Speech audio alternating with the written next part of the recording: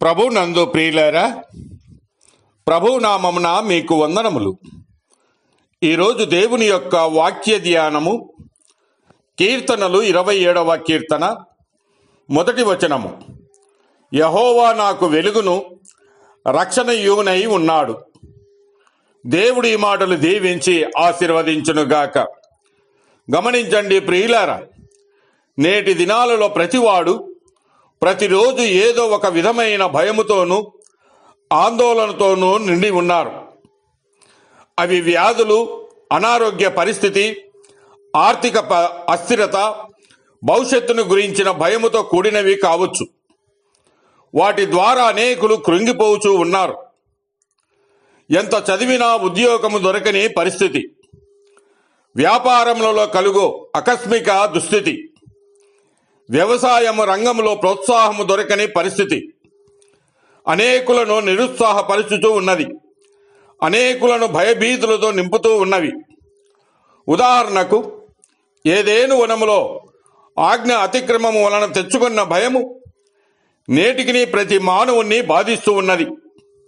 రకరకాలతో భయాలతో ఆందోళనతో నిండిపోయిన మనుషుడు కృంగిపోవచ్చు ఉన్నాడు.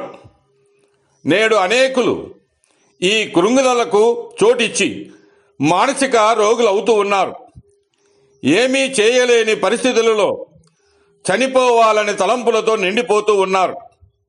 అయితే ప్రియులారా, భయము ఒక నీడ లాంటిది. ఆ భయముతో కూడిన తలంపులకు చోటిచ్చినప్పుడు ఆ భయము అనే నీడ వలయంలో చిక్కుకుంటూ ఉన్నారు. భయపడుట వలన ఉరివచ్చును అని దేవుని వాక్యము హెచ్చరిస్తూ ఉన్నది. ఏ నాటికీయుడు ఆనాటికి చాలని ప్రభు అంటూ ఉన్నాడు. కాబట్టి దేనిని గురించి చింతపడకుడు గాని ప్రతి విషయంలోనూ ప్రార్థనా విజ్ఞాపనముల చేత కృతజ్ఞతాపూర్వకముగా మీ విన్నపములు దేవునికి తెలియజేయడని వాక్యము సెలవిస్తూ ఉన్నది. దావీదు తన జీవితంలో అనేక పోరాటాలు ఎదుర్కొన్నాడు. అనేక సమయాలలో భయాందోళనకు గురైనాడు. అన్నల ద్వారా, భార్య ద్వారా, మామ ద్వారా తిరస్కరించబడ్డాడు. తన ప్రాణాన్ని గుప్పెట్లో పెట్టుకొని బ్రతకవలసిన అవసరతలు ఏర్పడ్డాయి. అయినను నా దేవుడు నాకు వెలుగుగా రక్షణగా ఉన్నాడు, నాకు ప్రాణదుర్గముగా ఉన్నాడు, నేను వెరవను, భయపడను, నా ధైర్యమును విడవనంటూ ప్రభువును ఆశ్రయించాడు. ఈనాడు మనము ప్రతి చిన్నదానికి కృంగిపోయే వారిమిగా కాక మన భయభీతులలో ప్రభువుకు మొరపెట్టడము నేర్చుకుందాం. నేను యెహోవా యొద్ద విచారణ చేయగా నాకు కలిగిన భయములన్నిటిలో నుండి ఆయన నన్ను తప్పించును. ఆయనకు నేను మొరపెట్టగా ఆయన నా శ్రమలన్నింటిలో నుండి నన్ను రక్షించినని దేవుని వాక్యమును సెలవిస్తున్నది. కనుక ఆ వాక్యమును బట్టి మనం నమ్ముదాం.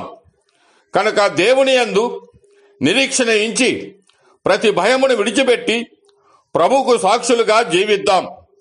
దేవుడు మిమ్మల్ని దీవించి ఆశీర్వదించునుగాక.